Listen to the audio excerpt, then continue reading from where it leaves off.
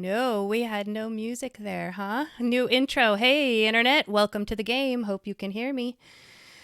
If you're just joining us, we are a tabletop talk show and podcast brought to you by Dungeon Studios. We go beyond live play and dive deep into every topic from session zeros to campaign heroes. With lively debates, thoughtful analysis, and plenty of laughs, our weekly podcast is the perfect companion for any D&D fan. We stream live and interact with our chat on Facebook every Monday at about 7 p.m. Pacific, 10 p.m. Eastern. So hello, chat. If you're out there, say hi to me tonight. You will notice that I am on my own tonight. I am Giddis. Our ever loquacious Dr. Platorius will not be with us this evening, but we wish him the best. Never fear, he'll be back next week to rock your socks off with his magical Q&A, which I absolutely adore. I love diving deep into those historical facts.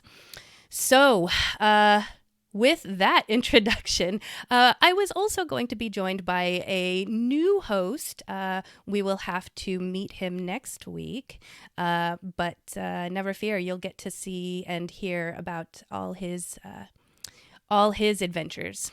All right, so gonna apologize now. I'm gonna be awkward on my own. I don't have my other co-host to kind of like land things on, but here we go. I'm gonna give it my best shot. All right, last week we talked about changing the name of one of our segments. It was formerly Shit We Forgot. Last week we tossed about maybe calling it Housekeeping. That just didn't quite land for me. I didn't like it. Took a week to think about it, and I think we are going to call it the Retcon Rewind. I like that. So we're going to go with that. But if you guys think of another name that would fit better, please let me know. Like I said, in the chat. Talk with me, guys. I'm drowning out here. But anyway, this segment is going to be just a quick segment to cover any clarifications, corrections, anything that we meant to say in the last episode, but we forgot. So with that, last week, when it was just Doc and I, we talked about the Evil Dead cabin. We talked about the new Evil Dead movie that's coming out. And by the way, the reviews I have seen this week are fantastic. I hear that it's just the scariest thing people have seen. I have not seen it yet because I can't go see it by myself because I love scary stuff, but I get scared very easily. So I can't go see it by myself and I gotta wait.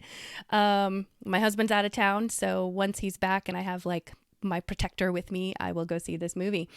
But in the meantime, we talked about the cabin and what its current status was. And I said that I believe the cabin is no more. But I had to do some research. I had to just make sure that I was telling the truth. So what I found was that after the release of the first Evil Dead, I didn't realize this. After the release of the first Evil Dead movie, the cabin burned down because trespassers snuck in onto the property. It's a private property. And they snuck in and they decided to have a party. So I guess after that, all that was left was just like the fireplace. That was the only thing that was left that you could tell like, oh, there was a building here or there was a structure here. And with each movie, they just continued to like rebuild the cabin, but just, exterior only or whatever they needed for the shots that they were doing. So, and they've also rebuilt it in several locations. So that cabin is no more, sorry to say. The other thing I wanted to bring up in this Retcon Rewind, last week I mentioned that I'm a dice goblin and, I collect dice, and I also love Arby's, even though I can't eat it anymore. And Arby's was selling dice there was one day, I think it was the 17th, and then they did advertise that they were going to sell it again on the 21st, and that they tend to sell out in hours. So I gave it my best on the 21st, and I went into the website, and sure enough, I think the second that they opened it up to the internet, it was already sold out. They had people commenting going, this is ridiculous that you even told us that, not me, but that Arby's said, we're going to sell dice, because the second that they opened it up to the public, they were already gone. And I went out to eBay because I was just curious, they're $12 dice from Arby's. What would they go for on eBay? And they were going for $500. So I said I would pay double for them if anybody got them, but I'm not paying $500 for these dice. So sorry if you missed out. If you didn't, let me know, because I will be your best friend. But yeah, Arby's dice, they got sold out. Very sad. So that's it for my retcon rewind. And now we're going to move on to nerd news. And again, gosh, if you guys are out there, chat, let me know how you feel about some of this stuff, because I love having the back and forth with someone else who's either seen it or hasn't seen it or doesn't know anything about it. And here we go. Hopefully, the people who are listening to us that are watching us tonight have seen the Venture Brothers, because I love it. But if you are a fan of the Venture Brothers, you know that they kind of left us hanging. I think it was like the 7th season. Left us hanging, and it's been years with no news of whether or not they're going to put out another season. What's happening with Venture Brothers? It's a really great show, and considering that, wow, my brain's going blank. But the show that is like the doc and the kid, the crazy doc. Why can't I think of the name? My brain's going. Anyway, chat, help me out. But that show, animated show, very adult themes, very deep and dark. So is Venture Brothers. It's fantastic. Anyway, news this week. They announced that there will be a Venture Brothers movie called Radiant is the Blood of the Baboon Heart. And from what I understand, reading the news on this, is that they have not announced that they're going to be doing an 8th season. However, the movie should kind of provide some answers for whatever cliffhangers and open-ended things they left for us in the last season. And I think one of the major questions is, where is Hank? Where did he end up in? So if you go out, search for the trailers, check them out, because there's at least a little bit of a clue that they find Hank, or that we know where Hank is now. Anyway, just wanted to share with y'all, because if you haven't heard, I need this show to just continue. So I need you all to watch it. Keep it in business. As Doc likes to say, I just like to promote everything. I like to promote other things. Yeah. Next up. Boy, I feel like I'm talking really fast, guys. Slow me down. Next up. Okay. Mandalorian. I can't talk about Mandalorian, and I'm really sad about it, because I am not caught up. We have not been caught up in our family anyway. We have a person in this house that works rotating schedules, and the shows that we all watch together, we have to just wait until we're all together. And that hasn't happened in a few weeks. So we're a little bit behind on Mandalorian. But from what I understand, because it's not going to ruin anything for me, I have the memory of a mouse. I don't even know if that makes any sense. The season finale of The Mandalorian was, from what I understand, very awesome, and almost like they woke up from some kind of slumber that they were in, that this entire season has just been this very strange, like, messy thing. And then all of a sudden, the last episode, they just woke up and went, oh, we forgot. This is how we make a good show, is what I understand. So you guys tell me. I'm excited to finally see the series, or the season finale, not the series finale, please. I also understand that they have season 4 already written. So, oh, okay. Well, someone's saying it's the best season yet. See, I don't know. Maybe it's just our disconnectedness. We haven't watched the show like regularly, like every week. We're watching it in clumps here and there. And maybe that's why I haven't connected with this season very much. So interesting. Well, you guys let me know, because I can't wait to see the ending. And I'm glad that season 4 is already written, because that means we don't have to wait. Hopefully we don't have to wait a while to get to it. Okay, I'm going to take a breath here, because for anybody who's in the chat, you're probably going to disagree with me here. But I am slightly excited that there has been an announcement that Twilight is getting a TV series. And I could probably hear the internet yelling at me right now. Okay, yes. So many people are divided on Twilight. So many people hate it. And there are people that love it and probably don't want to admit that they love it anymore because, I mean, I understand. I do. I really, really do. And I love Twilight. I love the books. The movies were okay. But I don't know. I guess here. Let me just tell you what I saw. Okay. News of the announcement of this TV series is divided. Just like I said, the fans are divided because there are people who are diehard fans and there are people who are fans who are now embarrassed to admit it. And then there's the people that just absolutely hate it. I'm kind of confused actually as to why they're choosing to make this into a TV series. Because it's not, yeah, they have a fan base, but they're so divided. So this is like a real risk for them to make this into a TV show. And they're not going to have the three main folks, right? It's, from what I understand, they will have Bella, Edward, and, oh gosh, the werewolf guy. Okay, see, that's how much of a fan I am. Jacob. That sounds right. Okay. But they're not going to have the same actors that played them. So it could be interesting who they pick to kind of headline this show and make it a success. I guess we'll find out what happens. So yeah, go ahead, internet, yell at me. But I am excited for this next one. Okay, these are all TV shows, announcements for TV shows, movies, things like that, right? This next one, I am excited about. And I think that they can do it justice because Paramount is big on all their Star Trek shows. They are all doing well, from what I understand, all the Star Trek shows. We have, oh, I'm going to forget it. The show that it's like Star Trek, but it has the guy from Family Guy. Okay, chat, help me out. The guy, shoot. And it's like it's supposed to be a parody of Star Wars, and the name is stuck on the tip of my tongue. But anyway, I'm sure you guys are nerds. You probably know what TV show I'm talking about. Anyway, my point is, these types of TV shows are doing really, really well.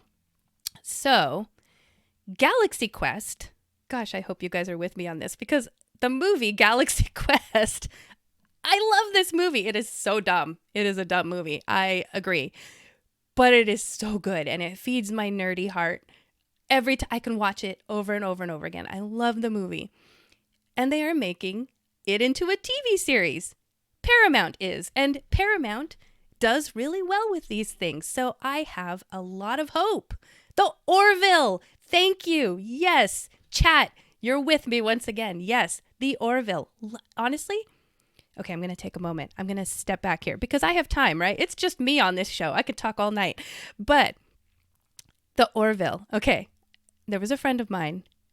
He may be listening, but he told me to watch the Orville.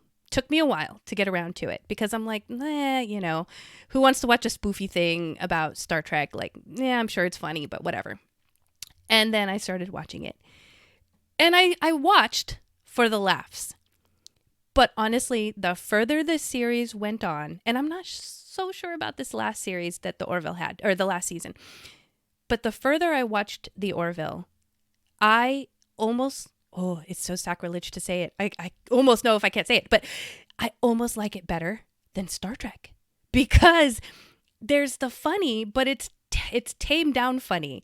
And they have more seriousness in that show than I ever expected. So maybe it's because I was blindsided. Maybe that's why I like the Orville so much. And I couldn't even remember the name.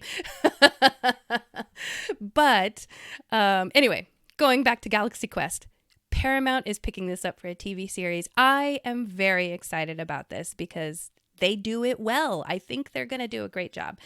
So looking forward to that. Looking forward to more details on that. And that is not all of my news, but that is my news that involves movies, shows, things like that. But here's some big news, and I am really excited to share this with you. Oh my goodness, guys. Okay, I'm digging in.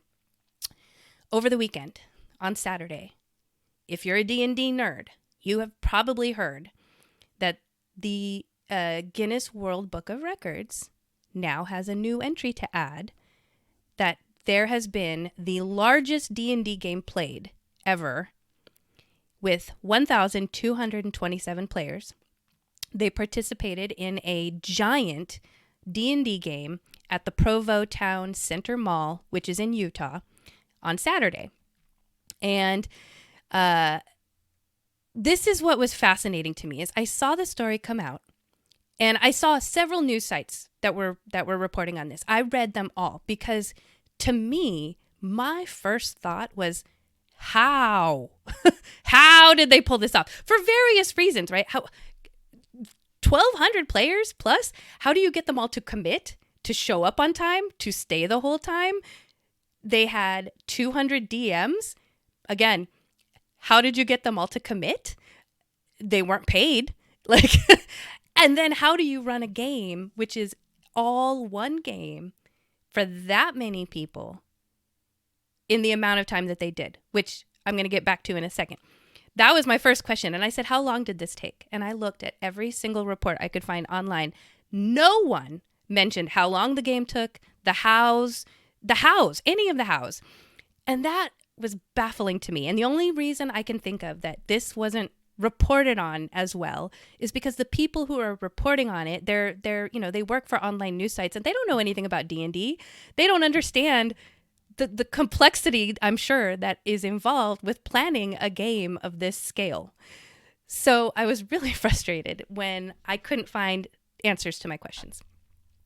And today I was on Facebook, and I'm on several different, like Facebook forums that deal with D&D, and somebody shared a link to one of the news stories. And they were just, oh, this is so awesome. Oh, it was in Utah. Oh, great. And I saw someone, their name is Alex. They commented and said, oh, I participated in this as a player. And I went, oh, that's great. Okay, I just have one question. So I went directly to Alex, and I said, Alex, how long did this game take? Because nowhere, anywhere that I could find, did they say how long the game took. And they said, oh, it was 4 hours. 4 hours. Guys, I can't run a game for 2 people. That's like a one shot for 4 hours, literally on the dot, because there's, questions involved, and, oh, they're going to get sidetracked and this and that. And like, that already boggled my mind. And then I thought, oh my gosh, Alex just answered my question. Alex participated as a player. And I took Alex aside on the interwebs, and I said, hey, I am in a unique position to ask you some questions and get some answers. And I'm on a podcast. And if you don't mind, I would love to talk with you and report on it tonight, because A, I'm not seeing any of this info on any other website. And I'm assuming, I don't want to be so bold as to say we are the first podcast to be reporting on it. I hope we are. That would be cool. But yeah. So I said, hey, Alex, can I talk with you? And Alex said, yes, sure. And I said, great. So I spent about an hour talking with Alex. And then I will get to Alex's answers in just a second. As I'm talking with Alex, and I realize Alex is a player, I am missing a side of this, and that's the DM. There were 200 DMs there. And I went back through that Facebook post, and I was looking for, like, is there anybody on here that has said, I ran one of the games. And I found someone, and his name was JD. And so I reached out to JD, and I said, hey, same thing. I was like, oh my God, am I going to strike lightning twice? So I said, hey, JD, I'm reaching out to people who were there. I'm on a podcast. Can I please talk with you and share what you know? And JD was nice enough. So both Alex and JD were just so nice and pleasant. And I pretty much talked with both of them, online back and forth for about an hour each, let's say. So here it is, guys. You guys are going to hear some of these details that you won't see anywhere else. I'm fairly certain. I'm pretty deep with my fact hunting. All right. So, some of this stuff you will have heard, some of it you won't. So there is a shop in this Provo, Utah mall called We Geek Together. And when they opened their shop, they decided that they would, they've always wanted to run something like this. And so they advertised it, but minimally, which that already blows my mind. You minimally advertise. And yes, the D&D community is we're strong. We like to stick together. And as soon as you hear about something like that, you're like, yeah, I want to help you get into the Guinness World Book of Records. Why not? So, but it was minimally advertised and they weren't paying anybody to do this. And ahead of time, anybody who was going to be a player, you had to go onto their website, you had to register.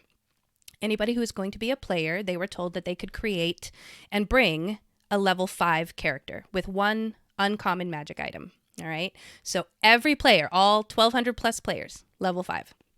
The DMs, if you were registered to be a DM, then ahead of the game, they were all given packets with information about the game and maps. All right. So each DM was already provided maps. I mean, sorry, my mind is blown because I'll get to that. My mind is blown.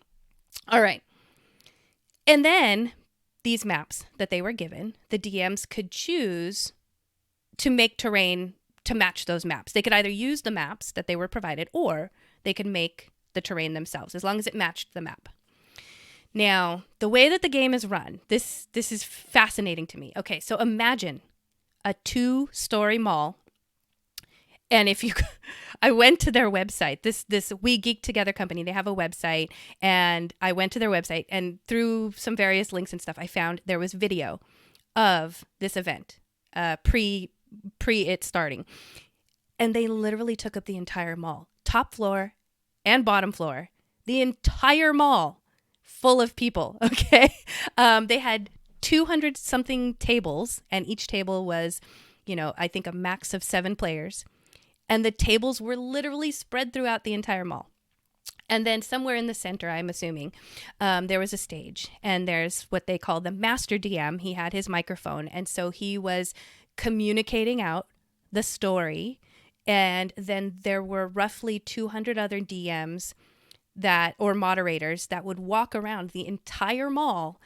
And they would be the go-between between this master DM and the players at the table with the other DMs. Excuse me. And so, and from what I understand, a lot of these folks were costumed as well, which is just fantastic. So the master DM, relays the story, and then it gets trickled around throughout everyone who's playing. And then as they're playing, things will kind of trickle back to the moderators, which then trickle back to the master DM. All right. If you're trying to follow me here with how this is working. Yeah. So, all right. I'm trying to wrap my brain around how I'm going to explain this to you. So when the game started, from what I understand, from what I saw, there were also, and I don't know if these were the moderators or these were other people, but there were costumed performers that would role play on the stage to enact the story.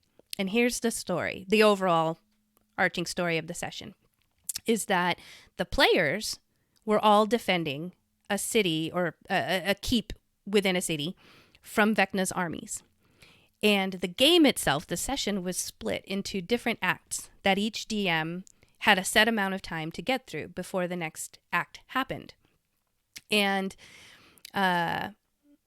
so, for example, like every table had kind of a different goal or different agenda, okay? They each had a separate part of the battlefield, if you will.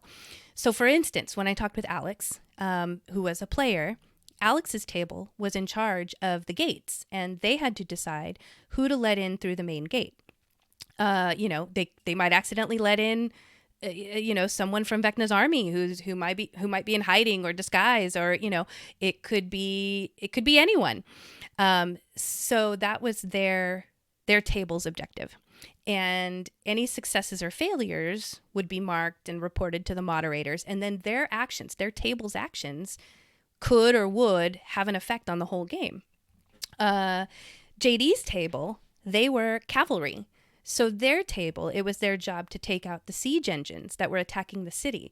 So now that you're kind of understanding the concept of the game, and you can kind of imagine this entire mall, first story and second story, to be the battlefield, and your table is in charge of a piece of this battle. It's fantastic. So eventually,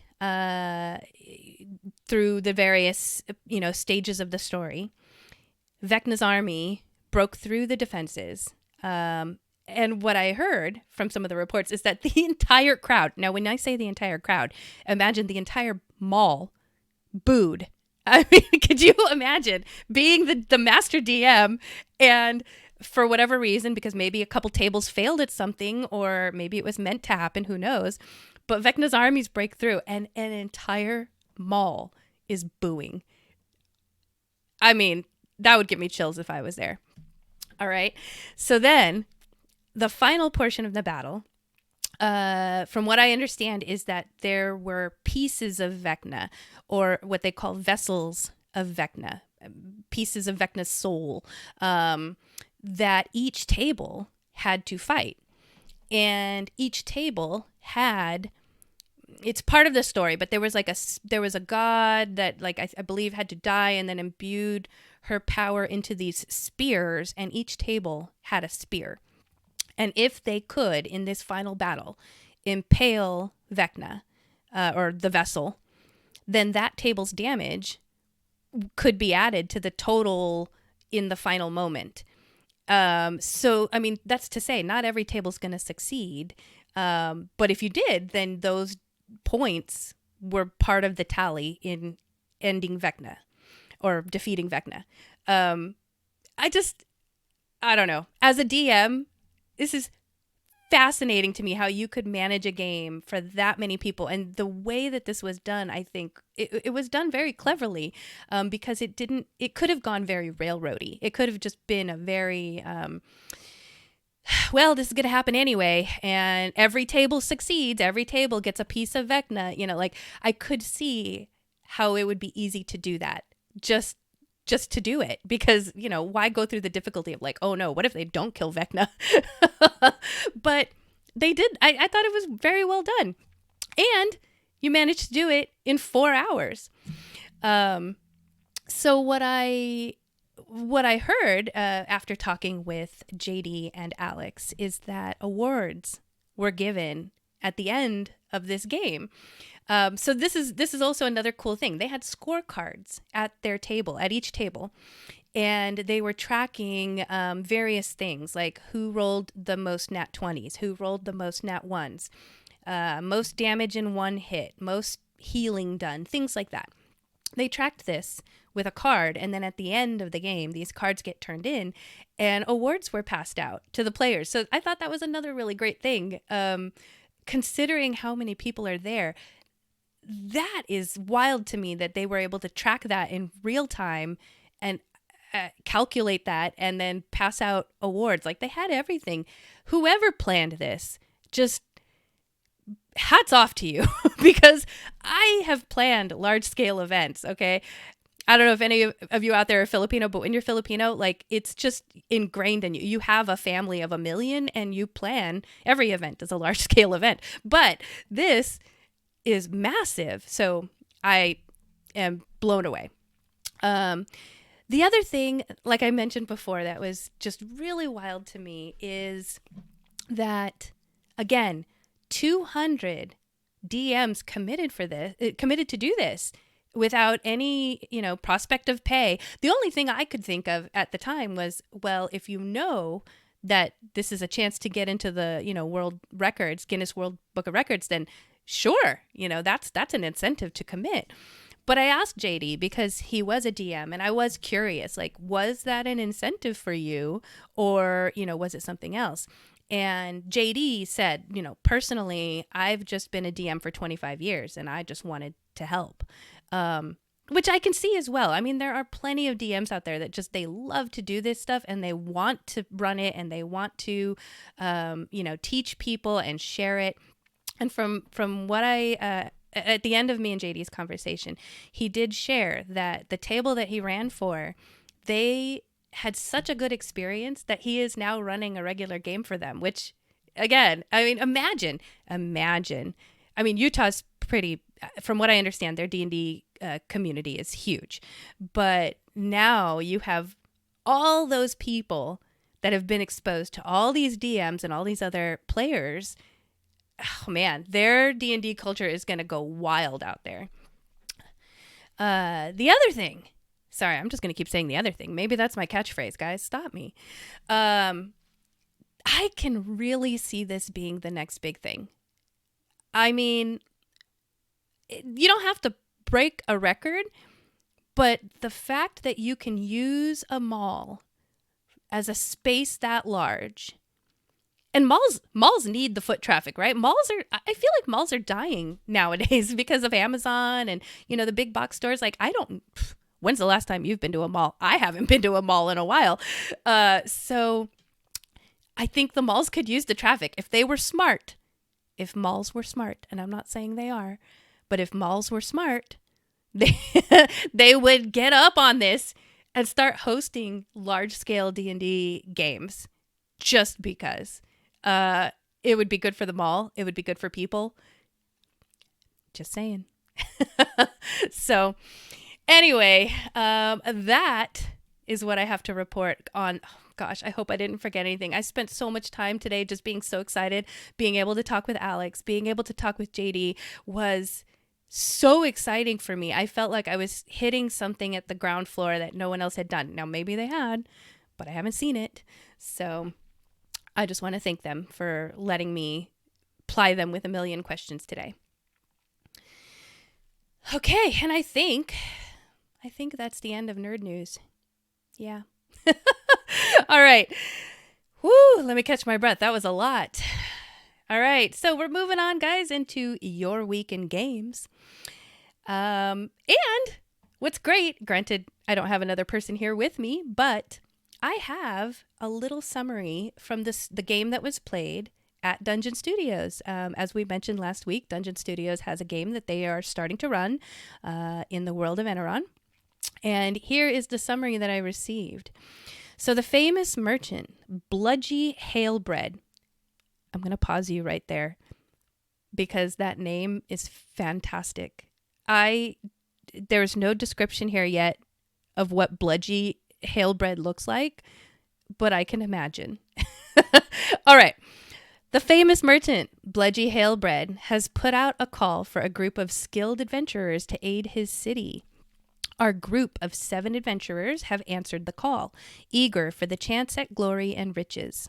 2 of the party members, a happy-go-lucky Zenithil barbarian and a quick-witted shattered rogue, were already in town and had decided to pass the time in a local tavern until the rest of the group arrived. As they chatted and drank, they were approached by a strange and scrappy-looking tiefling who ultimately swindled the 2 out of their gold. Meanwhile, the rest of the party, a towering dragonborn druid, a wise and enigmatic kobold bard, a charming and suave shattered reaper, a quiet and focused Skurglesh combat medic. Wow, I have not yet learned everything there is about Eberron, but I want to know what a Skurglesh is. I should know. That's gonna be for my my retcon rewind next week. I'm gonna figure out what these things are. Okay, a quiet and focused Skurglesh combat medic, and a sprightly Aasimar brawler. So that's the party. They were making their way to the town by ship. During their voyage, they discovered a young elven stowaway hiding in the cargo hold. However, they began to suspect that he might be more than he seemed. The session ends with the party being reunited at the tavern, awaiting dawn to meet with the famous merchant to receive more details on the quest. One thing's for sure, the party will need to travel through dangerous terrain, battle fierce monsters, and solve cunning puzzles to reach their goal.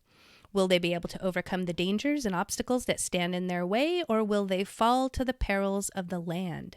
Only time will tell. The adventure has only just begun. That was a great summary. I felt like I was doing a little like Batman radio play here. Same bat time, same bat channel. Will they make it out alive? We'll find out next week. So, all right, cool little summary. I have some research to do and figure out what some of these races and classes are. I want to find out what Bludgy Halebred looks like. I'll report back to you guys next week. So that's just a quick little recap of the game that was played at Dungeon Studios. My week in gaming was wild. All right, so I've been on the show for a few weeks now, and so far the only game I've talked about is the game that I run. The game that I play in is a very different matter. The game that I play in, my DM is old school, and for lack of a better word, he's rough. It's rough being in his game because it goes to dark places, and if you die, you die. Like, it's just, woo, he don't go easy on you. So my character in this game, now that this is the first time you guys are hearing about it, and again, it's just me. I'm going to take my time. The character in this game, because I know, like I said, it's going to be a very dark campaign with dark themes. And I wanted to play, initially, I just wanted to play like a fighter, somebody that was kind of like part of an elite force of fighters, right? So my character, Mariel, she is a wood elf, but when I say wood elf, most people kind of imagine like, foresty and green and blah. No. We're from the tundra. Like, we're snow elves, and we're very hardy and very tribal and very self-sufficient. And there is an elite force of fighters up there. And because we're elite, I wanted her to have a very elite weapon, a very unique weapon. So she's a chain fighter. And which ever since I've created her, and I've been playing her now for 6 years. I think you guys heard that on my first episode, but it's been so much fun to play her. And her backstory is pretty dark, and I'll just sum it up to say that because she was part of this elite force, she was instructed by the elders, the elder council, whatever you want to say, to take a band of like, they weren't scientists, they were like excavators. That doesn't sound right. People who go into tombs and take things out. I should know, but anyway. So I was supposed to escort them to this like long abandoned temple that was like a day or 2 days away or something to that effect. And they wanted to stay a week. And by the end of the week, they hadn't found anything. And so my character decided to let them stay one extra day, right? What's one extra day gonna hurt? And in that one extra day, my town, my city was ambushed by frost giants. And my family and my fiance were killed by these frost giants. And so she basically went crazy. If you've ever seen the movie Quigley Down Under, I'm not a Western person, but that's probably the closest thing to a Western that I will say I love. And if you've ever seen Quigley Down Under, there is a character called Crazy Cora she's so traumatized by something in her past that she believes this guy is someone else. And so I basically put that on my character to say she went so crazy when her family and her fiance died that now she wandered the land for a while before she met her party, and would see the faces of her loved ones, especially her fiance, in strangers, and would just start talking to strangers like she knew them. And she was very unkempt, very untidy, very gross. And then she met the party, and that's when everything started. The game started. So that's the background, just so you kind of have some understanding of what's going on here. But throughout her adventures, we're now level 14, 15, somewhere around there. We're getting close to the end of the campaign. I decided to level her up in Barbarian. It just made a lot of sense. She's so angry. I mean, she's not crazy so much anymore, But now the next stage is anger and she wants to get revenge. So anyway, now on to the session. So as a party, right now we are traveling through the plains. It's almost like the campaign feels kind of like a planescape campaign, because we are trying to get to Sigil via, travel through the plains and not teleporting. We have to walk on foot, use sky ships, what have you, to find the next area. So right now we're in the plane of ash, which it borders the plane of air and the plane of fire. And oh boy. All right. So I'm trying to figure out, this is 6 years of campaign. I'm trying to figure out how to explain what happened to you without getting too deep into the weeds. So we're in the plane of ash. And there is a character. His name's Dormu. He is our turtle monk ranger. Well, my character, Mariel, has attached herself to him because when he joined us, he's a monk ranger, right? But he's very much like, he's very calm and peaceful. And so, when we met, he was old also. So because she respects her elders, she said, I'm going to attach myself to this guy as a mentor. And he has worked with her on calming her rage, but she has also taught him hey, there's a place and time for rage. So they're a great duo. It's a lot of fun when we role play together. And while we're in the plane of ash, we get confronted by an NPC that's in his background. And she used to be his friend, but then has gone to the dark side, super dark side, right? And basically is standing in front of a temple where, and it's one of those temples that has imagine, okay, you guys can see my hands here. Okay. 2 tall towers in the back of the temple. And on one tower, all the way up at the top, there is one of our old friends, an old PC, but now taken over by the DM, who's strapped to that tower. And on this tower, attached is a Gith Yankee, that we need to be able to get to the Lady of Pain. So somehow this person from Dormu's past has gotten these 2 people, strapped them up onto towers and given us a choice and basically said, you can take one or the other, but you're not getting both. And you need to make this decision. And the PC, the one who's not the Gith, is in Mariel's backstory, my backstory. He was one of the first players that I talked to as if he was my fiance, my dead fiance. And there could have been something that could have gone on there, except that basically that player decided, I want to change to a different character. So that PC got taken over by the DM and left our party. And she's been kind of trying to track him ever since because she thought that's her fiance. Why would he leave? Why didn't, where did he go? Why isn't he with us? So when she saw him, she basically, her choice is clear. She's going to save that guy. Who cares about the Gith, right? But I know everyone else is we need to get to the Lady of Pain. We can't miss out on getting this Gith.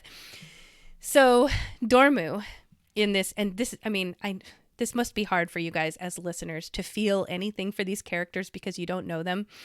But as a player at that table, it was just very stressful knowing Dormu is pulled towards this bad character area who has taken our friends. I'm pulled towards Vasio, who's attached to the tower. Everyone else, I'm assuming, is pulled towards the Gith. And there's going to be a betrayal. There's going to be a death. It definitely felt like a no-win situation. It felt like whatever we chose was going to be bad, and we knew it. So Dormu starts moving forward, talking with Arya.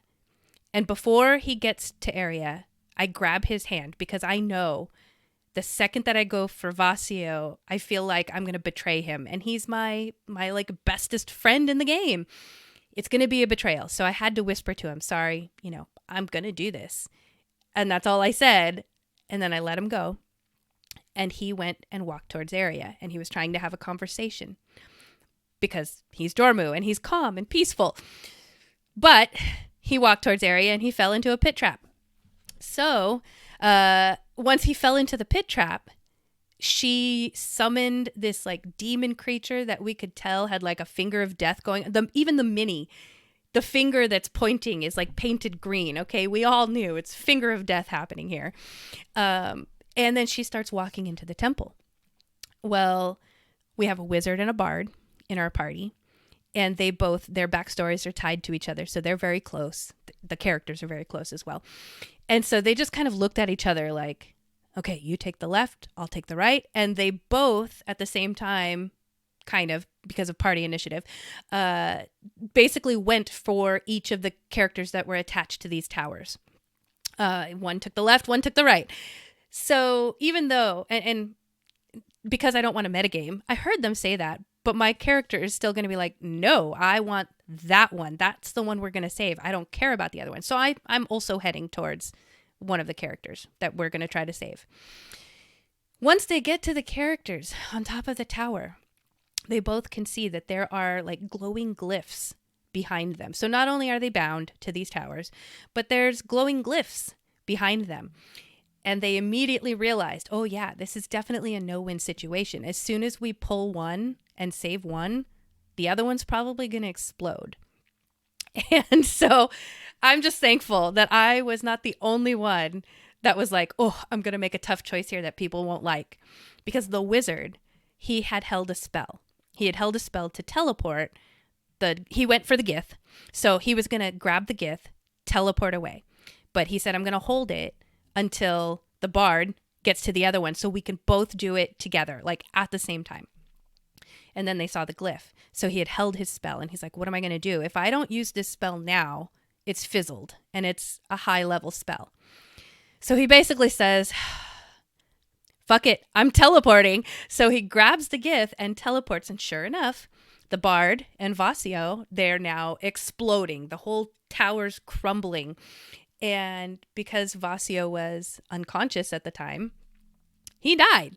He died. Like, as far as we could tell, there was no bringing him back.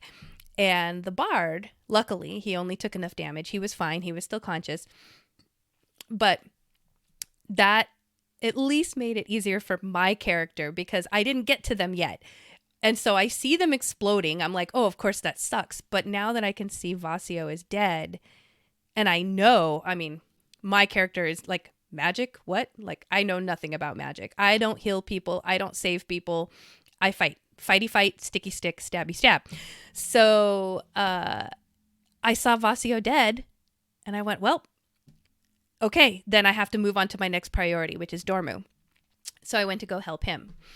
And this is where things kind of get fuzzy. Usually at the end of the night, we play late at night. It goes on until close to midnight. And I know that might not be late for some of you, but for me, I'm a little bit of a snowflake when it comes to staying up late. So usually towards the end of the night, things get a little hazy and I have to refer to our notes for the game. So here's what I understand. Here's what everyone told me happened.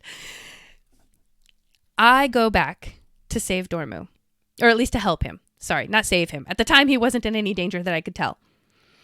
But then the finger of deaths start happening and they're just going wild. And I got hit pretty hard. I was downed. And when I say downed, like no death saves. And that's the first time that I can recall. I mean, it's been years, but this is the first time that my character has died. And Dormu was close to death. I think he did get down at one point. He was down to like 2 death saves. And so it was a really rough battle. Luckily, our bard is also our healer. So he was able to bring Dormu back because it was healing. But for some reason, when they tried to revivify me, they couldn't. And there, as far as I know, there was some kind of like a cloak of shadow around me. So I'm not entirely certain what that means. I think they're thinking that like my soul is gone, or like my soul doesn't seem to be tethered for some reason, is what I remember hearing. So yeah, that's my week in gaming. I'm dead. I don't know what's going to happen to my character. And we're really, as I think, we're close to the end of the campaign. So I'm curious. I mean, I have a backup character in mind. But man, would that kind of suck to have to like meet up with a party who's already been gelled and bonded for so many years and be like, hey, I'm the new guy. I'm going to help you with this big bad evil guy over here. Not sure how that's going to work. So I really hope that my character can come back somehow. That, and also because some of you on our Dungeon Studio servers might know, I posted art that I had commissioned of I finally, after all this time, had artwork commissioned of my character, and then I get it, and then she dies. So let's hope that that's not the case. That could be just a memorial piece. Who knows? But that's my week in gaming, guys. So hope you enjoyed it. Hope you stick around because we're about to go to a break right now. And after we come back from the break, we're going to talk about our topic, which is campaign beginnings. Just to give you a little preview, we went out to the interwebs and kind of asked people, how do you start your campaigns? Obviously, there is the you meet in a tavern, which is our standard for D&D. But what are some other ways that you can start a campaign? So we're going to be talking about that when we come back from the break. Hope you stick around. Talk with us in the chat because we're going to be asking you guys for some help here if you can. So talk to you soon.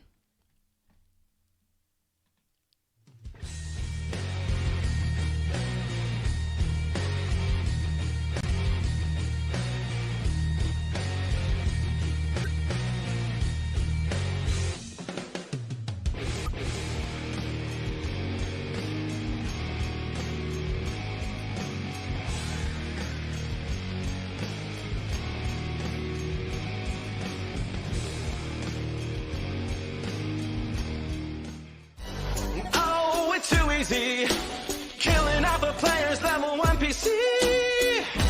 No longevity, falling off too high a tree. No more HP.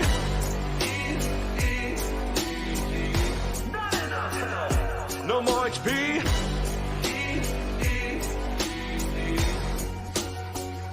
You better please. Preparing battlegrounds, level 1s in the crowd. Not many are allowed, one crit could bring them down. So squishy from the mold, they're weak but very bold. Took hours to propose, but seconds to dispose. Who starts this alone, you sadist?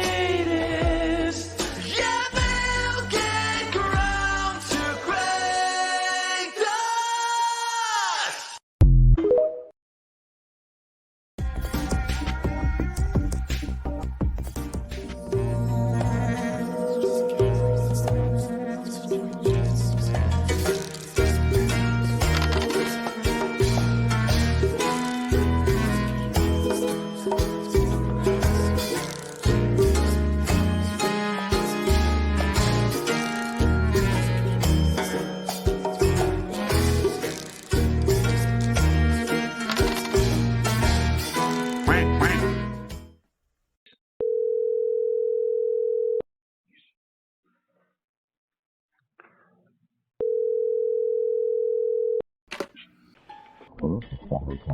Hello, Brenda speaking. Hello, this front desk? Mm-hmm. I am Grigory Levushka.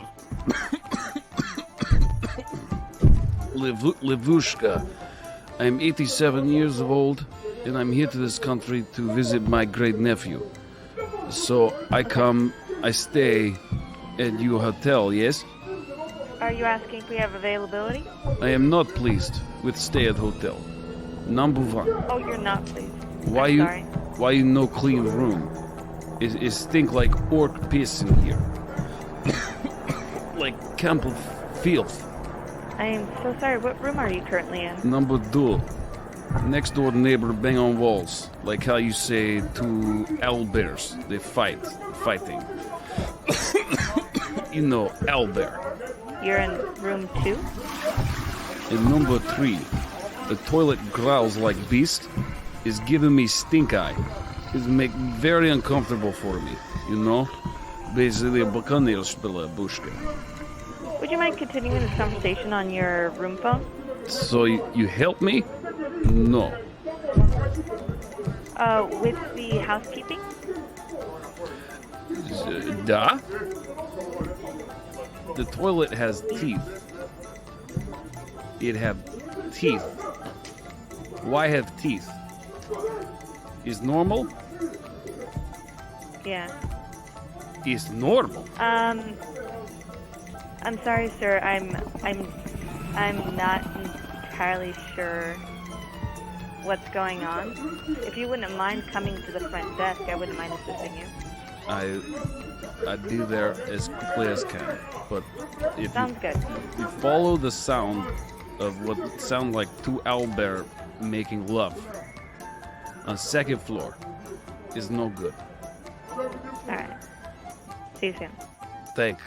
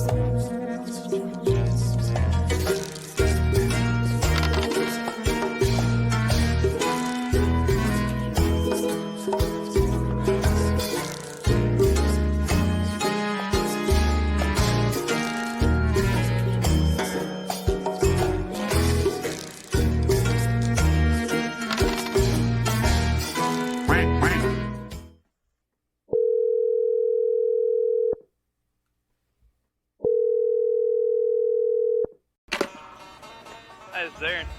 Hey, Aaron, this is Tolan. Hey, how you doing today?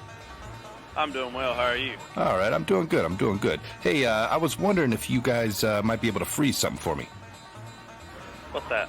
All right, well, first I just want you to understand what it is, all right? Listen up. Here's what happened. So things went a little haywire up at old Aldor's place the other night. And, Where? Up at old Aldor's place.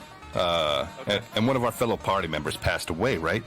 And my whole party is left to go get the cleric to perform the resurrection. So I was thinking maybe you guys can freeze it for like 4 or 5 days. Freeze what? Our party member. You know, you could just stick her in the back somewhere. She's real small, won't take up too much space. We could hang her from one of the hooks. She'll look just like a piece of meat. We probably can't freeze her, but we could probably send her down to Chancellor. We could probably do something with her. Go send her down where? Down to Chancellor up the road. Now, what are we talking about? What passed away? One of our party members. She's real small, halfling, about 4'5". Oh, yeah. Definitely want to go to Chancellor with that one. Well, I could be down there in an hour. You know, right now she's kind of smelling like mothballs, but, you know, if we get her in there, everything will be fine. Well, you know, I don't partake in too much of that. We've tried to do things like that before, and the federal government normally comes in here and swarms in and shuts us down for things like that. What if I said I'd give you $3,500 up front, nobody's got to know nothing? I could be down there in an No. hour. I'll throw her in my hatchback. I'll be down there in an hour. No, we make more than that in 15 minutes around here. Really? Okay, well, what's Yeah, well, that ain't worth it to us, I can tell you that. what number you looking for? Hey, look, that ain't a number. It can't be bought. We're Can't- priceless around here. Priceless. Oh, yeah. All right, well, let's, hey, I'll head on down to the next freezer place, see if they want to make some money.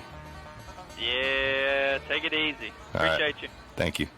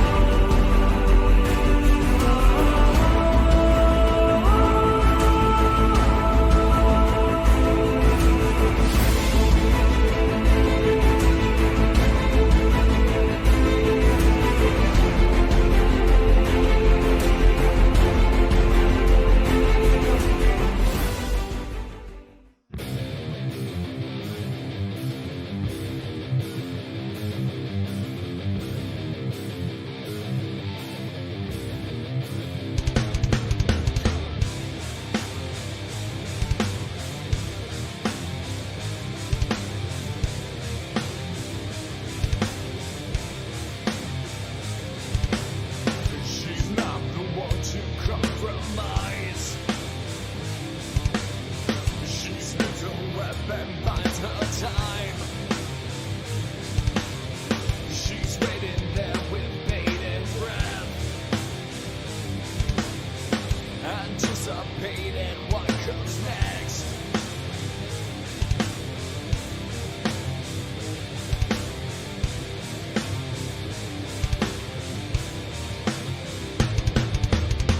What she sings in her deadly fangs,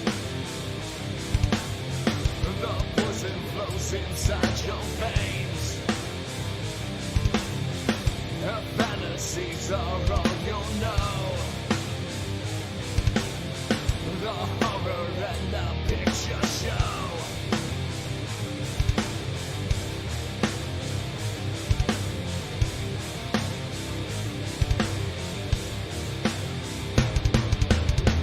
Dark princess haunting all your dreams. She moves in silence on the sheets. Dark princess haunting all your dreams. She moves in silence.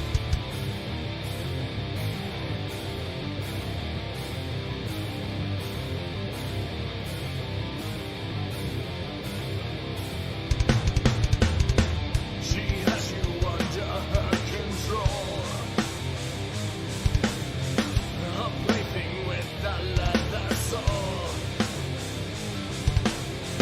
bending to her every will, crucified with ballet silk.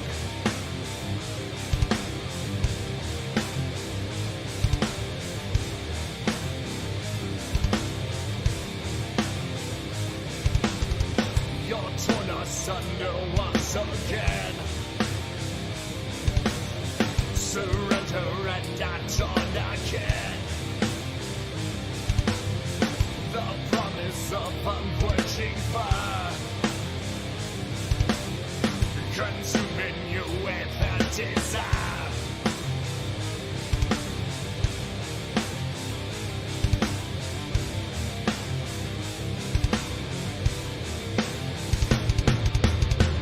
Dark princess haunting all your dreams. She moves in silence on the sheets. Dark princess haunting all your dreams. She moves in silence on the sheets. Dark princess haunting all your dreams. She moves in silence on the sheets. Dark princess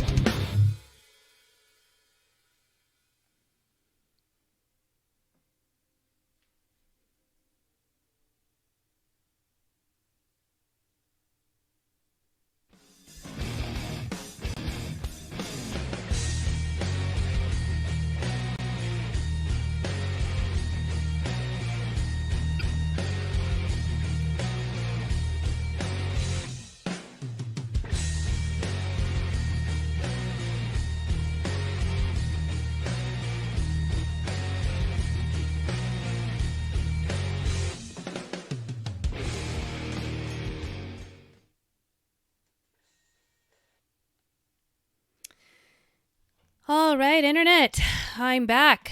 I hope you're back too. All right, let's get into our topic. Actually, before we get into our topic, I just want to say someone in our chat seemed to really like that last song in our intermission. If you caught it, man, really good music. So glad you liked that, Upright Man. All right, now, I'm going to use my radio voice. Maybe I shouldn't. It sounds a little too quiet. We're going to talk about campaign beginnings. Like I said before the break, meeting in a tavern, I'm sure if you've even played one session of D&D, you know about meeting in a tavern. Not necessarily that you've experienced it, but you must have heard about it, right? It is the quintessential start to most campaigns. That's probably stating an incorrectness, but it's known for being used as the way to start a campaign. And here's where I really miss having Doc tonight, because Doc is the guy who has played through a lot of these eras of D&D and can give me all the history, background knowledge, the tidbits that I don't have because I haven't been playing as long as he has, nor did I play any of those, the older versions before 3.5. But I can rely on my internet searching. So I wanted to find out, how did starting in a tavern begin? And from what I found, I'm sure Doc is going to correct me next week, or if you guys in the chat know, you can correct me too. Here's what I found. So the Comeback Inn is known to be the first tavern that campaign started in. It was a prominent aspect of Dave Arneson's Blackmoor campaign, Adventures in Blackmoor. And it was also set up as kind of a gateway between Blackmoor and other worlds. So it was a great place to start. The concept, of an inn is that it's a hub of information. It's a hub of transactions. You can meet strangers in an inn. You can meet people that you've known for years in an inn. It's just a great place and method of being able to start a campaign because you have access to so many things in an inn or in a tavern, right? So I think that's the reason that it's so well known in history as this is the way we start our campaigns. I think it started there, and because everyone experienced it that way, this is just what we do. So I hope I'm right on that. Also, and I don't know if this is, because I think the writing of the Lord of the Rings was before D&D, so who knows? But, Frodo and his friends met Aragorn in the Prancing Pony. So that could also be an early example of meeting in a tavern. Like, that's when the adventure begins. I don't know. You tell me how you guys feel about that, but could be another reason why meeting in a tavern, starting in a tavern is a thing. And for those of you that have never experienced meeting in a tavern, I think the overall consensus is that it's not preferred once you've experienced it, because it's kind of a passive beginning, right? You start in a tavern, and if the D&D or if the DM is lazy or inexperienced, or I don't know, maybe this is how they like to start their campaigns, it's difficult, I think, for players. It's awkward because you're kind of forced to have inorganic conversation. You're forced to meet these people and be like, for no reason at all, like, hey, what are you doing here? Well, it's like having the bland conversation, the talk about the weather, until something happens, because the players don't really know what they need to do to kick off the adventure, is my thinking. So meeting in a tavern, I know, has its very, there's bad feedback on it, because no one that I know has really enjoyed meeting in a tavern, starting their campaign in a tavern. So I wanted to ask, I went out into the interwebs and started asking folks about starting in a tavern. If you did start in a tavern, and you liked it, tell me why. Or if you like starting your campaign that way as a DM, explain to me, like, why do you like doing this, or how do you do it? And so on our own Dungeon Studio server, Mitchell mentioned that he participates in a West March style game. So if you don't know what a West March style game is, it's meant for large parties, or maybe for parties where people can't necessarily commit to the regular schedule. So people can kind of fall in and out of the party as they need to. So each session could be a completely different set of players, or maybe like half of them are regular and half of them they just show up when they can. And because of that, the West March style game kind of necessitates a beginning, a start where, everyone can congregate. Easiest place to be would be at a bar or a tavern. So I thought that was very interesting. I have never participated in a West March style game, so that made sense to me. Of course, if you're going to be in that style of game, starting at a tavern every time, like, they can just start there, catch up, and then now be on their way to do the thing. What I found interesting, what Mitchell told me, was that the name of the bar or tavern owner is Sling, and the bar that they frequent is called the Sling Blade. Great name. And people just know that at this tavern, you don't, they just, people will end up randomly dead. So it's kind of one of those places where you don't mess around. It's neutral ground. And when he told me about this, it reminded me of the John Wick series and the hotels. I'm sure there's an actual official name for their hotels, but the hotels in the John Wick series are like, you go there and business is conducted, but none of the dirty business. Don't kill people here, right? So I thought that was really interesting, very cool, and a good reason to need a tavern for your beginning. Some of the other online sources that I read, they said that they don't mind starting in a tavern if there's a twist. And I say with a twist because so many people came at me with different scenarios that I have to kind of like sum it all up as you start in a tavern, but with a twist. Whether it's you're in the tavern and instead of the characters meeting each other and like, okay, let's go on an adventure, like they're in the tavern, but something happens and now you're stuck in the action. Well, I'll get to that in a minute. But yeah, so let's say you're in a tavern and the action happens. There were a couple notable ones that I really liked. Somebody said they started in a tavern, but everyone that was in the tavern had actually been holed up in that tavern for a few days because there were undead walking around, kind of like had taken over the town. And the tavern was the safe place. And they had kind of boarded everything up. And so they were in the tavern. And so, you can start, have your conversations, catch up, meet people. But then at some point, the undead break into the tavern. And I'm imagining the way that they described this, it was like a 2-story tavern. So the Walking Dead basically break in on the first floor. Everyone starts running towards the stairs. And there's a door that leads to the upstairs. And the door's locked. Because as they get to the door, there's a familiar voice on the other side, whether it's the tavern keeper or somebody, the DM can decide. But there's a familiar voice on the other side saying, I'm not going to die. I'm not unlocking this door. So essentially, you're now stuck in the action with nowhere to go but either to kill the undead or to break down this door and deal with this difficult NPC. So you're dumped into the action in the tavern. I thought that was a really cool way to use the, you start in a tavern scenario.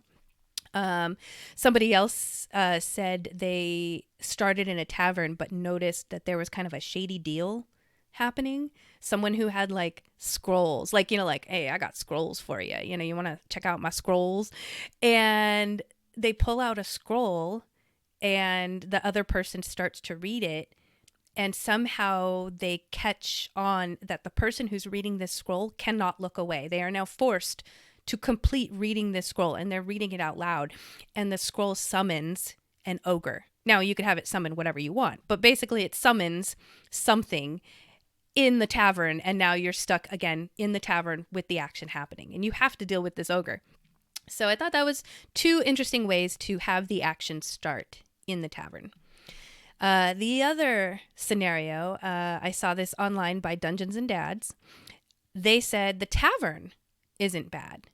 Sometimes it just depends on where the tavern is.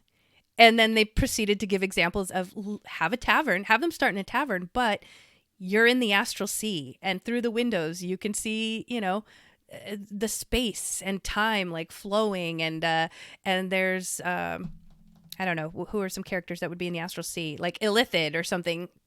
I might have that wrong, but in the tavern, like you're already in a tavern, but now it's so alien, so strange that it kind of makes it feel fresh, which I thought was another interesting take on starting in a tavern. So those are all some really great examples of starting in a tavern if you wanted to start in a tavern.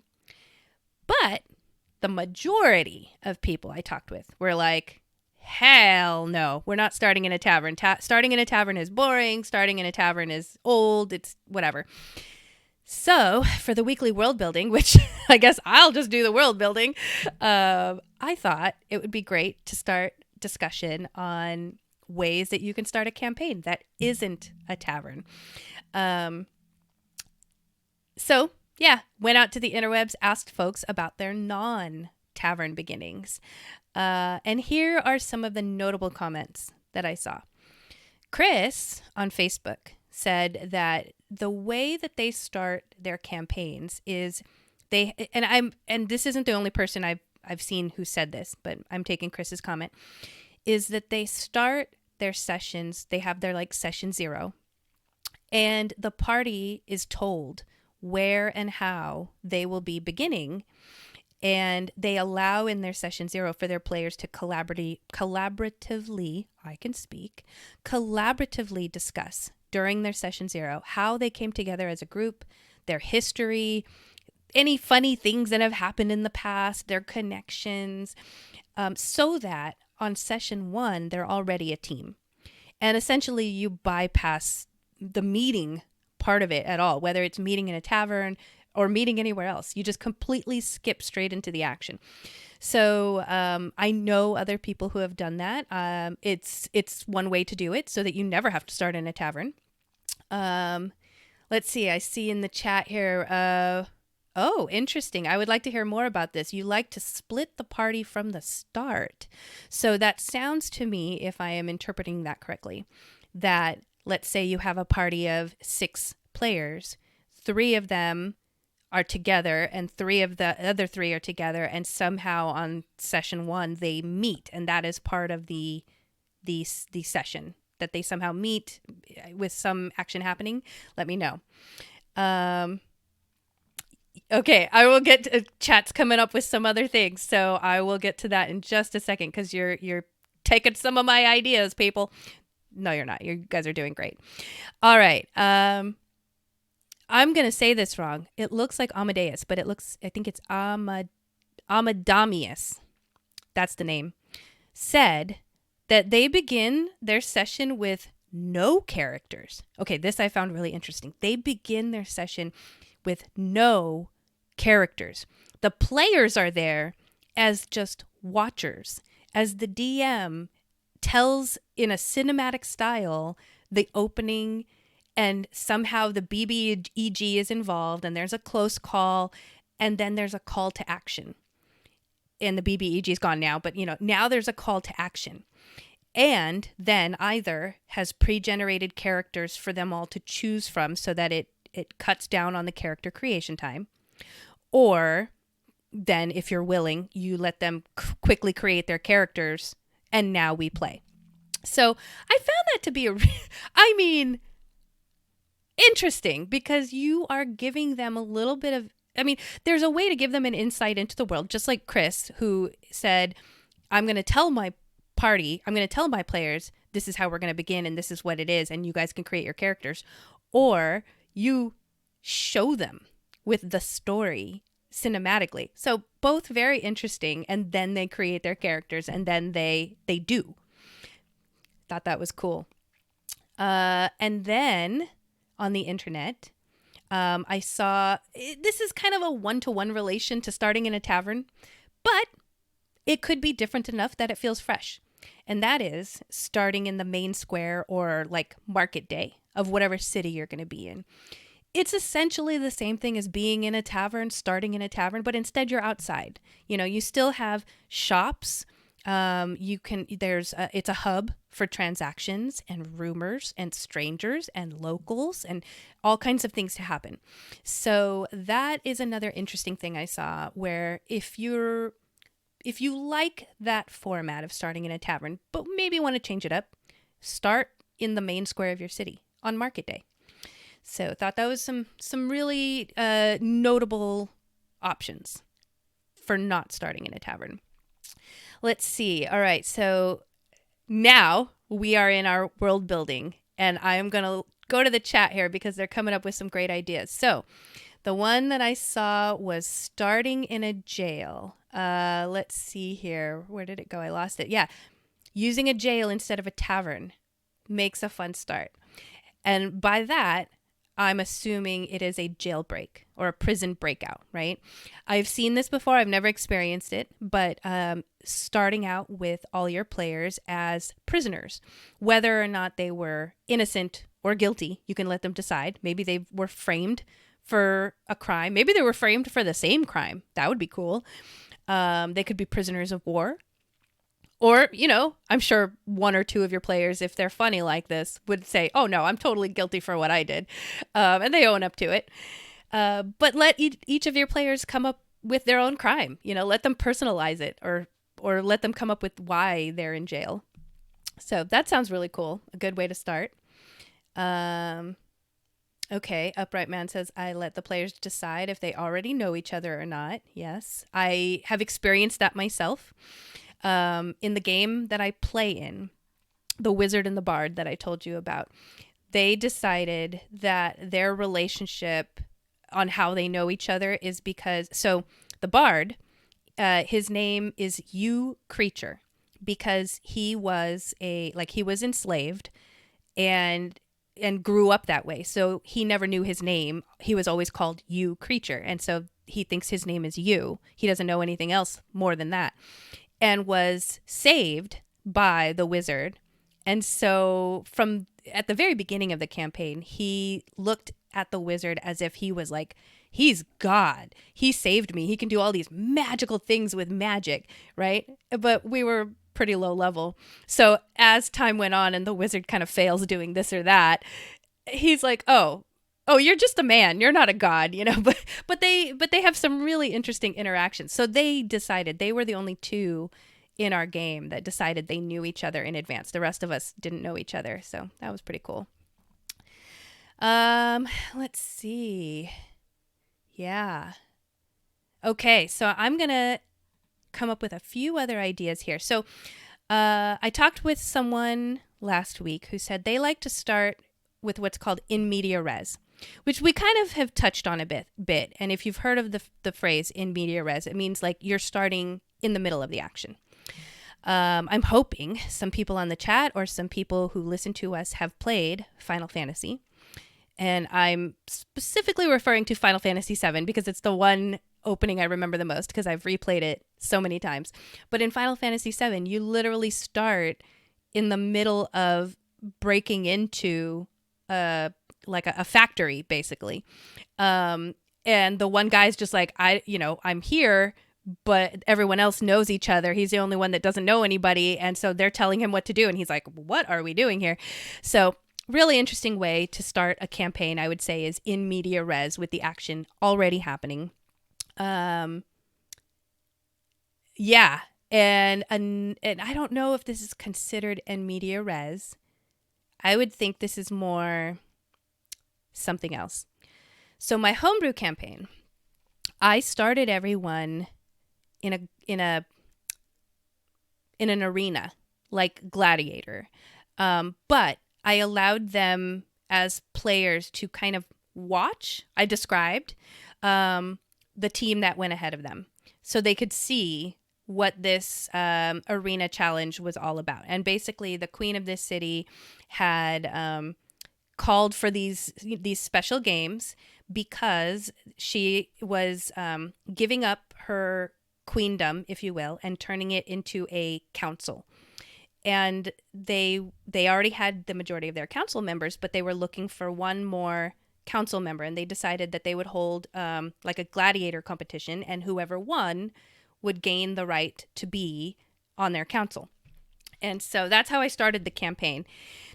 Now they got to see the one party, the fake NPC party, play out, and they were like, "Oh, this is great. This is easy. We can totally get through this." So then it was their turn, and then they got to play. But during their round of the gladiator competition, something happened. There were monsters in the arena, and the queen was in danger. And so now they are not only fighting these gladiator monsters, but now they're having to save the queen. So that was how I started my homebrew campaign. Kind of, I guess you could say, in media res, in the middle of action, I guess. Also, even if you didn't do that, you could start just with a gladiator competition.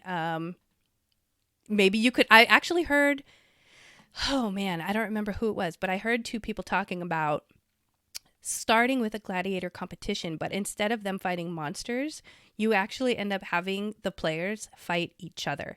Like, could you imagine describing the start of the session, and you describe the gate coming up, and you walk out to the center of the arena, and then you see the other gates rise up, and you start having the players describe what they look like, and the realization on their faces when they're like, oh, we're fighting each other. Could be an interesting way to start. Could be deadly. I don't know. You'd have to figure that out. Okay. I mentioned slaves before. Now, this is a touchy subject nowadays, obviously. There's a lot of, when you start your campaigns, you have discussions with your players about what is, acceptable in your campaign for everyone to play in, and what are hard no's. And slavery is something that some people just don't want to play through, and that's completely okay. So I would say that as long as you have this discussion with your party and they are okay with it, starting out as slaves is a campaign beginning that I have heard about. I would say that it's probably not popular now, but even if you're not slaves per se, but again, you can kind of go back to the prison breakout. You are in a chain gang working on a railroad kind of thing, or you're chained together, building, repairing a building, something to that effect. Maybe you're about to be sold. Then I think you're really a slave. I don't know. How do you get out of it? That kind of situation. You could also maybe, subvert the trope, right? Instead of being like a tortured slave, where you're maltreated, it could be something more like an indentured servant, like you're all not butlers, but you know what I mean? Like you work for a king and queen who treat you really well, and you're all there in the castle, and then something happens. So that's a way to tackle that topic, hopefully, without going into the red line area. Let's see here. Okay. Shipwreck. That's another one that I heard, and that one sounds, I think that could be very interesting, because you could do that so many ways. Everyone's on the same ship, be it airship. Oh, an airship would be even better. Okay, I'm going to come back to that. But you're in a ship on the ocean, and you guys could meet, you guys can talk, get to know each other, and then something happens and the ship is sinking. There could be a skill challenge to try to save the ship. And then if they don't, you shipwreck. So either you're starting with a skill challenge to save a ship, and that gets them going, or they shipwreck and then they land on an island, and you can start there. You could even start post shipwreck and just start everybody on an island, and nobody knows each other, but they all see each other within range, and there are a few items that have washed up to shore that get them started. So you could even start that way. Oh, this is interesting. I wanted to see this. I have done one where they were captured with no equipment or weapons and a silence spell on the cage and a tarp over the cage so they can't see. It just sounds like they're starting in a black hole. What do they do? I want to hear about this. All right. Let's see. So we've got in media res, prison breakouts, slavery or indentured servitude, or, working for a king and queen somehow. Shipwrecks. Oh, I wanted to go back to airships. Oh my gosh. Could you imagine being on an airship and it's going down? That's a good way to start. And again, go back to the skill challenge, or maybe there's a situation where you can tip off one of the players that, like, there's, I don't know, parachutes. It wouldn't be parachutes, but it would be like the fantasy equivalent, something like that, so that they can get off the crashing airship safely. Okay. Similar to the main square market day thing, you could start off in a festival. That's always really fun because characters are low level, so it feels a little more like a low risk way to start. I mean, what could possibly happen at a festival that would be harmful to you? So they could have a lot of fun first, and then you can throw something at them. Something happens. One of the creatures gets out of its cage. There could be something very nefarious with shady people in the festival that they see something happening. If it's not a festival, you could do something like a trade fair. Like, again, I'm kind of going back to that market day thing, but it could be like, everybody's got their wares for sale, or maybe it's more like they're developing things. I've developed this new fishing rod and I'm going to display it and sell it, kind of like an expo. That could be cool. So they can kind of see something happening, see something being shown, and then something happens. Let's see. I've also... Oh, interesting. Okay, so going back to the one where I said it was like a black hole, so you can't see. There's a silence spell on the cage, and he says when you can't speak to each other, you have to be very resourceful in your planning.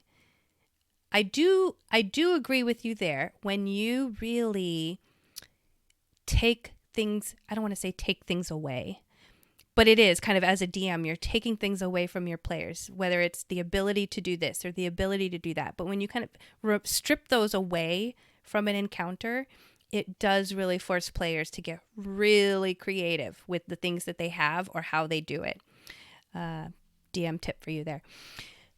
All right, a couple more ideas. Let's see. There's a royal wedding. You could have a wedding, and maybe it wouldn't even have to be royal, but maybe some kind of a dignitary, some kind of large scale event where again, you want to bring in lots of people so that there's opportunity for rumors, shady people, and something to happen. Along the lines of a royal wedding, you could have like a costumed ball or a masked ball. That adds a level, like a layer of mystery because you can't see people's faces. Oh, that would be great because then something happens and they get away and you don't really have a good description of what they look like. You could do the same thing with like a funeral. Maybe it's a funeral for somebody who's famous or somebody who's highly revered, king or queen, something like that. Me and my friends have talked about starting this way in a future campaign, doing kind of a traveling caravan or a traveling circus, and all being members of the circus. I love that idea. My next character that I have kind of tucked away in the back of my brain would fit in very well with a circus. So that could be really, really fun. And you have, again, people who would come to see the circus. And so you have strangers about everywhere. All kinds of things could happen, or they could just be traveling. There's tons of things that happen on the road, bandits and such that you can use to start your campaign. I already covered the arena, the gladiator, but you could also expand that to be some kind of a other tournament, whether it's like some kind of a skilled tournament, archery, something to that effect, some sporting event. Something to that effect. Really stretch out like what that could be. It doesn't have to be Gladiator. I have not used this to start a campaign, but I have used this in a game for like a big dramatic moment. And that is during an announcement or speech from your, mayor, your queen, your king, what have you, a big speech where they're about to announce something. And either the announcement is the thing that's shocking, whether it's like, now we're going to let the bad guys run our town, something to that effect. Or if it's not the announcement, then it's during the announcement that something's happening that your party can see or catch. And maybe they try to stop as part of the beginning of a campaign. Going along those lines, an execution, again, make sure you talk with your party and make sure they're okay with whatever material you're going to be using in your campaign. Some people might not like this start. I am very okay with the deep, dark, gory, bloody anything in the games. So starting off with an execution, I would love that. I would be actually very interested in finding out who's being executed. Why are they being executed? Maybe, depending on your DM, whoever's being executed could be tied to a player's backstory. Start it off there. Again, get personal. And if the person who's being executed is in their backstory, they're going to do whatever they can to stop it. And you're already off. You're already starting the campaign. What else? There could be an uprising or a riot. If you're going to do a city speech announcement thing, instead of there being bad guys, what if there's a riot and something happens to a player?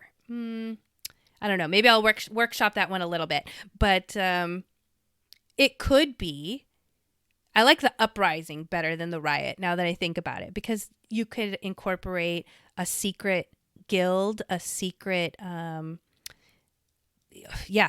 secret guild, a secret, why can't I think of it? The people that worship things and they're cultists. Thank you.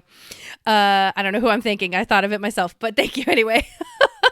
But cultists. So there could be like some kind of an uprising in the middle of an announcement or speech. And again, try to find a way to make it personal. Maybe whatever organization is starting the uprising is tied to a player's backstory. Or maybe somehow during the uprising, part of what they're doing, they take one of the players and use them as part of the display to harm them, to show their power. Could be something like that. And then I think I've seen this one a few times, and I'm not saying it's not a bad way to start at all. I just, for some reason, I have a hard time incorporating this one into my games, and that is save a player, right? So you have your players ready to start the session, and one or more of them is stuck in a situation where they need help, and they're calling out for help, and then the other party or the rest of the party happens to see it and they help. And that's how they meet, and that's how they decide to move forward as a team.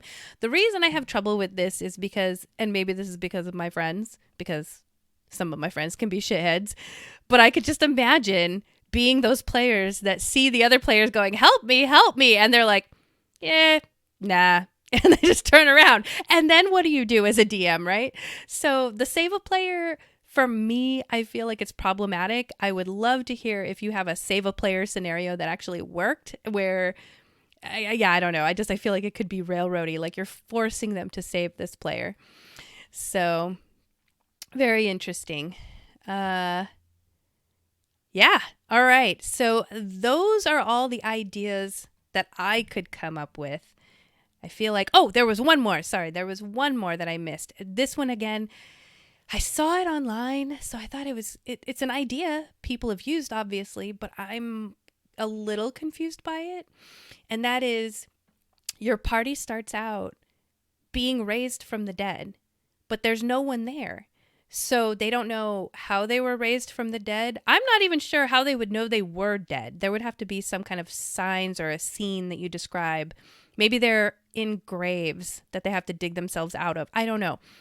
But you start the campaign where they have somehow been raised from the dead, but they have to figure out how and why and start the campaign that way. So again, really cool and interesting. I would have to really think about how I would incorporate that so it doesn't feel, I don't know, like surface level thinking. Like there needs to, I guess what Doc would say is it needs to feel grounded in the campaign.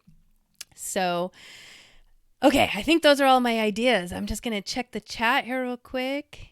Sounds like you guys are having great discussion about how to start campaigns. So I guess that's all I have for you tonight. We've been on for, hey guys, I did this by myself and I was able to fill in the same amount of time. You know what that means? That just means I have a lot of hot air and I can keep talking. But anyway, so I want to tell you guys, I hope that you liked the show. I think that it's going to be a lot better next week when we have other people here. I hope that you come find us on our Facebook, like, share, and subscribe. We're also not just on Facebook. Check out our website to support us. We are dungeonstudios.co. You can check out all the products that we have on our website. We have other shows as well. So please come check us out and support us. We are trying to increase our presence on all the other podcasting platforms and YouTube. So if you find us there on YouTube, please subscribe, because as soon as we get to 1,000 subscribers, we'll be able to stream live on YouTube, and I'm sure that'll be a lot easier for everyone involved. You can also find our podcast on all the other podcasting platforms: Amazon, Apple, Spotify, YouTube, and our website. And I'm sure there's some I'm missing because we're out there all over the place. And then lastly, I would tell you that if you like what you hear and you just want to come chat with us, come find us on Discord, join our community. We are on all the time. We talk all the time with everyone there. We share our ideas there sometimes before we even talk about it on the podcast. And then we have games that we run. We've been looking for play testers. We're always looking for creatives. So if you have any experience with, doing digital art, voice acting, we have tons of voice actors in our fold. Just come find us and hang out, and maybe you'll get to be a part of us. Otherwise, I think that's it for tonight. I just want to remind you guys that Mondays can be fun days when you talk nerdy with friends.